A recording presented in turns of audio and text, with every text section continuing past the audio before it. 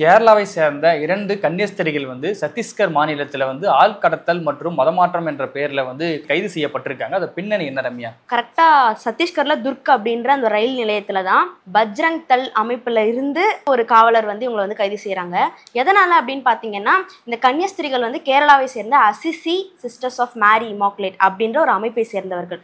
இந்த அமைப்பு மூலியமா நிறைய இடங்களுக்கு பொது சேவை செஞ்சுட்டு இருக்காங்க. அதாவது மருத்துவ உதவிகளாக இருக்கட்டும் அல்லது கல்வி உதவிகளாக இருக்கட்டும், இந்த மாதிரி சேவைகள்லாம் வந்து இவங்க செஞ்சுட்டு இருக்காங்க. சரி, இவங்க 2 பேரும், அதாவது யாருன்னு பார்த்தீங்கன்னா பிரீத்தி மேரி அப்படின்றவங்களும் வந்தனா பிரான்சிஸ் அப்படின்றவங்க 2 பேரும் சேர்ந்து தான் ஒரு 3 பெண்களை வந்து இன்னொரு இடத்துக்கு வந்து ஒரு பொது சேவை செய்யறதுக்காகவும் ப்ளஸ் அவங்களுக்கு வேலை சம்பந்தமாகவும் ஒரு வேலை கொடுக்கலாம் அப்படின்றதுக்காக கூட்டிட்டு போறாங்க.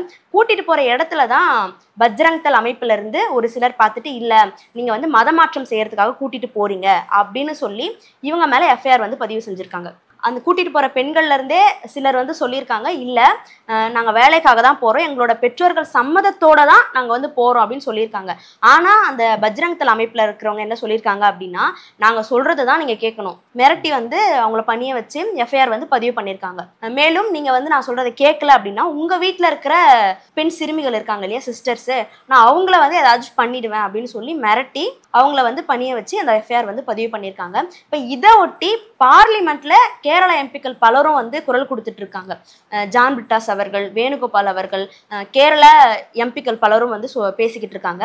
ஜான் பிரிட்டாஸ் அவர்கள் என்ன சொல்லியிருக்காரு அப்படின்னா, நிர்மலா சீதாராமன் அவர்களே, ஜெய்சங்கர் அவர்களும் கூட, நீங்க எல்லாருமே கிறிஸ்டியன் ஸ்கூல்ல தானே படிச்சிருக்கீங்க, கிறிஸ்டியன் ஸ்கூல்ல படிச்சு நீங்க என்ன மதம் மாறிட்டீங்களா என்ன? இல்ல தானே, யாரும் வற்புறுத்தலின் பேர்ல வந்து மதம் மாற்ற முடியாது, அப்படி கூடாது, நீங்க எல்லாருமே அங்கதான் படிச்சிருந்து வந்திருக்கீங்க, நீங்க யாருமே மதம் மாறல அப்படின்ற மாதிரி அவரும் கேட்டிருக்காரு. இந்த இஷ்யூ வந்து இப்ப பெருசா இருக்கு. ஏன்னா அவங்க 2 பேரும் வந்து 2 கன்னியாஸ்திரிகளோட கைது மட்டும் கிடையாது. இது சிறுபான்மையினரை வந்து தொடர்ந்து வந்து நீங்க நோட்டமிட்டு அவங்கள வந்து சிறுமைப்படுத்துறதுக்கான ஒரு வேலையா தான் பண்ணிக்கிட்டு இருக்கீங்க தொடர்ந்து. இது அதனால இது கிறிஸ்டியன்ஸ்க்கு மட்டும் நடக்குது அப்படின்னு ஒதுக்கி வச்சிட முடியாது. சிறுபான்மையினருக்கு எதிராக தொடக்கப்படுற ஒரு வன்முறை இது அப்படின்னு வந்து பலரும் வந்து பேசிட்டு இருக்கிறத பார்க்க முடியுது. குறிப்பா வந்து பினராயி விஜயன் அவர்களும் பிரதமர் மோடி அவர்களுக்கு வந்து கடிதம் எழுதியிருக்காரு. இந்த விஷயத்துல வந்து உடனடியாக நடவடிக்கை எடுக்கணும்ங்கிறத வந்து கேட்டிருக்காரு. கூடுதலா சத்தீஸ்கர் மாநிலத்திலேயே பல இடங்கள்ல வந்து தேவாலயங்கள்ல வந்து பஜ்ரங் தள் அமைப்பு பூந்து வந்து கலவரம் பண்றது, இது பிரார்த்தனை கூட்டங்களை உள்ள பூந்து கலவரம் பண்றது, பல்வேறு பிரச்சனைகளை வந்து இது முதல் முறை கிடையாது. சிறுபான்மை மக்களுக்கு எதிராக எப்படி வந்து குறிப்பிட்டு இஸ்லாமின் மக்களை ஒடுக்கக்கூடிய வேலையை வந்து RSS பிஜேபி செய்யறாங்களோ, அதே போல சிறுபான்மை இருக்கக்கூடிய கிறிஸ்டியானிட்டிக்கு எதிராகவும் தொடர்ச்சி RSS பிஜேபி வந்து என்ன பண்றாங்கன்னா வேலைகள் வந்து செஞ்சுட்டு இருக்காங்க. இது ஒரு புறம் இருக்க, இப்ப பெண்களும் வந்து சிறுபான்மையினர் ரொம்ப ரொம்ப ரொம்ப இந்த சமூகத்துல வந்து ஒடுக்குமுறை சந்திக்கிற ஒரு குழுக்களா இருக்கிறாங்க. அப்படிப்பட்ட பெண்கள் மத்திய பிரதேசத்துல 23,000 பேர் வந்து மாயமாகி இருக்காங்க அப்படின்னு ஒரு செய்தி வந்திருக்கு. அதை பத்தி என்னன்ற நிலவரத்தை சொல்லுங்க. குறிப்பா வந்து மத்திய பிரதேசத்துல வந்து சட்டப்பேரவை கூட்டத்தொடர் வந்து போயிட்டு இருக்கு. இந்த கூட்டத்தொடர்ல வந்து காங்கிரஸ் உடைய முன்னாள் உள்துறை அமைச்சரான பாலபச்சன் தற்போது மூத்த எம்எல்ஏவும் இருக்காரு. அவர் வந்து சட்டப்பேரவைக்குள்ளேயே வந்து ஒரு கேள்வி வந்து எழுப்பியிருக்காரு. மத்திய பிரதேசத்துல எவ்வளவு பெண்கள் வந்து காணாம போயிருக்காங்க அப்படின்னு ஒரு கேள்வியை வந்து எழுப்பியிருக்காரு. இந்த கேள்விக்கான பதில தான் மத்திய பிரதேச அரசு வந்து கொடுத்திருக்கு. என்ன அப்படின்னா, இந்த 1.5 ஆண்டுகள்ல மட்டுமே 23,000 பெண்களும் சிறுமிகளும் வந்து காணாமல் போயிருக்காங்க. குறிப்பா இதுல 1900க்கு மேற்பட்ட சிறுமிகள் உட்பட வந்து அடக்கம். அப்ப இது குறிப்பிட்ட எண்ணிக்கையை மட்டும்தான் அந்த அரசு வந்து கொடுத்திருக்கு. 23,000 பெண்கள் இது வரைக்கும் காணாம போயிருக்காங்க. இப்ப அந்த 1 மாதங்கள்லயே 1000க்கு மேற்பட்ட பெண்கள் வந்து காணாம போறது. இன்னொன்று, மத்திய பிரதேசத்தை ஆளக்கூடிய முதலமைச்சருடைய சொந்த மாவட்டங்கள்லயே உஜ்ஜாயினி அப்படிங்கிற மாவட்டம், அந்த பகுதியிலேயே வந்து 500க்கு மேற்பட்ட பெண்கள் வந்து காணாம போயிருக்காங்க. தொடர்ச்சியா பெண்கள் காணாம போவதும் கடத்தப்படுறதும் பெண்களுக்கு எதிரான வன்முறை வந்து தொடர்ச்சியா மத்திய பிரதேச மாநிலத்துல மட்டுமல்ல, பிஜேபி ஆளக்கூடிய உத்தரப்பிரதேசம், உத்தரகாண்ட் பல இடங்கள்ல பெண்களுக்கு எதிரான வன்முறைகள் வந்து குறிப்பா மணிப்பூர் சம்பவம் வந்து நாடே உலுக்கிய ஒரு சம்பவம். அதுல பெண்களுக்கு இழைக்கப்பட்ட அநீதிக்கு கூட இது வரைக்கும் வந்து தீர்வு கிடைக்கல. பெண்களுக்கு எதிரான வன்முறை அதிகம் நடக்கக்கூடிய ஒரு மாநிலமா எந்த மாநிலம் இருக்கு அப்படின்னா, பிஜேபி ஆளக்கூடிய வட மாநிலங்கள் ரொம்ப அதிகமா இருக்கு. அதுல மிக முக்கியமான ஒரு விஷயம் அப்படிங்கிறதா, மத்திய பிரதேசத்துல பிஜேபி ஆட்சி செய்யக்கூடிய மாநிலத்துல 23,000 பெண்கள் வந்து காணாம போயிருக்காங்க செய்தி வந்து வந்திருக்கு ரம்யா. ஆனா பெண்களை வந்து இந்த அளவுக்கு இழிவா நடத்துறாங்க, பெண்களை வந்து இந்த அளவுக்கு வன்புணர்வுக்கு ஆளாக்குறாங்க.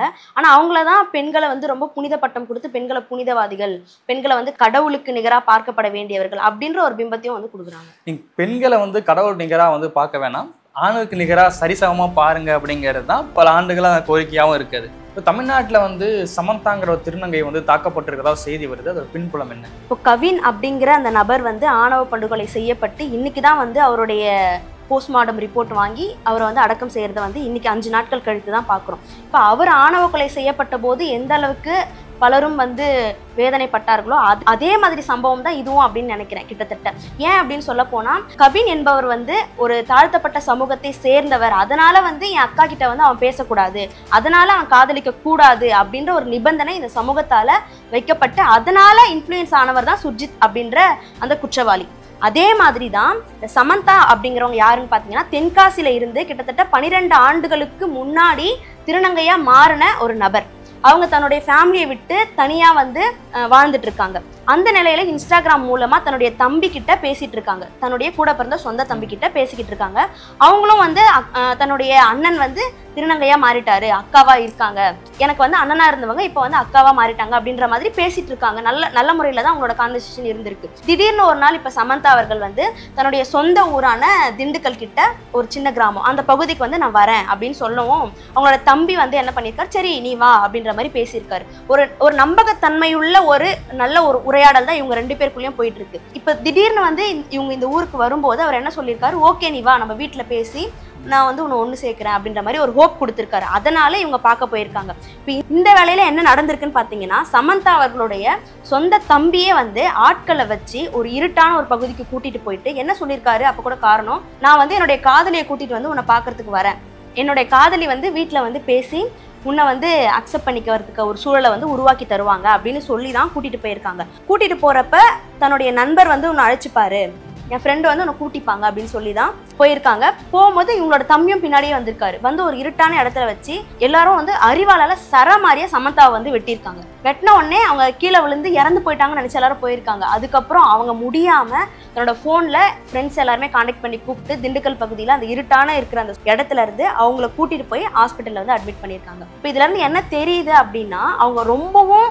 பேச முடியாத சூழல்ல வந்து இப்போ வாக்குமூலம் கொடுத்துருக்காங்க. நான் வந்து நம்பிதான் போனேன், என் தம்பி என் அப்பா அம்மா எல்லாருக்கூடயும் பேசிடுவேன்னு நினைச்சுதான் நான் போனேன், ஆனா நான் நம்பின என் தம்பியே வந்து என்னை இந்த மாதிரி வெட்டிட்டான். காரணம் என்னன்னா, நான் வந்து திருநங்கையா மாறினது பிடிக்கல அப்படின்னு சொல்லி. இப்போ இந்த சமூகத்துல சாதி ரீதியான ஒடுக்குமுறைகள் எந்த அளவுக்கு நடந்துகிட்டு இருக்கோ அதே மாதிரி தான் திருநர் மக்களுக்கு எதிரான வன்முறைகளும் நடந்துட்டு இருக்கு. இப்போ திருநங்கையா மாறினது வந்து அவருக்கு வந்து பண்ணிக்கிட்டு கிடையாது, அது ஹார்மோனல் சேஞ்சு, அது உடலியல்ல நடக்கிற ஒரு மாற்றம் அப்படின்ற அந்த புரிதலே வந்து இன்னும் இல்லாம தான் இருக்கு. அதனாலதான் தன்னுடைய ரத்த சொந்தமா இருந்தாலும் கூட அவங்கள வெற்ற அளவுக்கு இந்த புரிதல் இல்லாமை வந்து தூண்டி இருக்கு அப்படின்றது வந்து பார்க்க முடியுது.